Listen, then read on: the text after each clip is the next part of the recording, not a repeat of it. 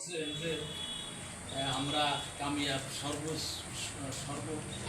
ক্ষমতা অর্থাৎ রাষ্ট্রীয় ক্ষমতায় যাকে পারবো কি পারবো এরকম একটা কথা উনি বলছেন।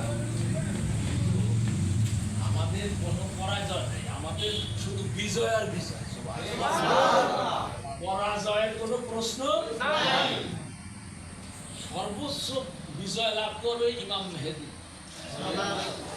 কথা কি বুঝতেছেন?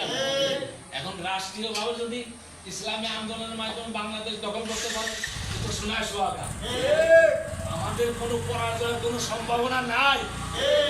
আমরা যদি ঘরেও মারা যাই, আপনার আমার মরম নেতা বিশ্বপ ফজলুল রহমতুল্লাহ আলী বলছিলেন ইসলামী আন্দোলন গঠন করিয়া আল্লাহ যিনি আমাকে প্রথম শহীদ হিসাবে কবুল করে।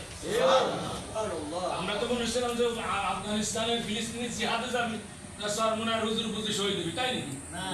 কথা কন না যে সরমুনার হুজুর কি শহীদ হন নাই?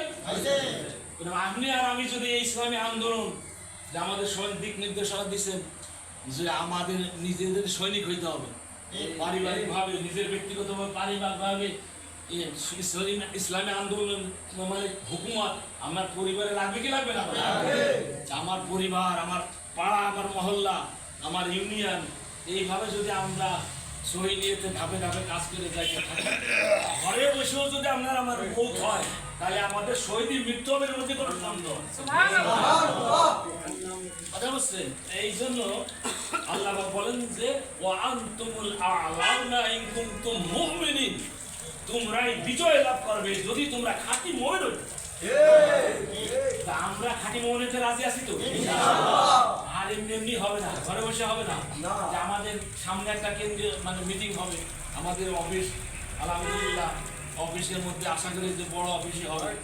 তাই সেই অফিসের যে মিটিংকে কামিয়াব করার জন্য আমরা সবাই রাজি আছি তো? যে কোনো বিনিময়ে আমাদের তো ঢাকা যাওয়া লাগতেছে না, শুধু আমরা ৭ পর্যন্ত যাব। রাজি আছি না সবাই? সবাইকে বুঝবার আমরা তুমি দান করে আমি নকরে দেওয়া না।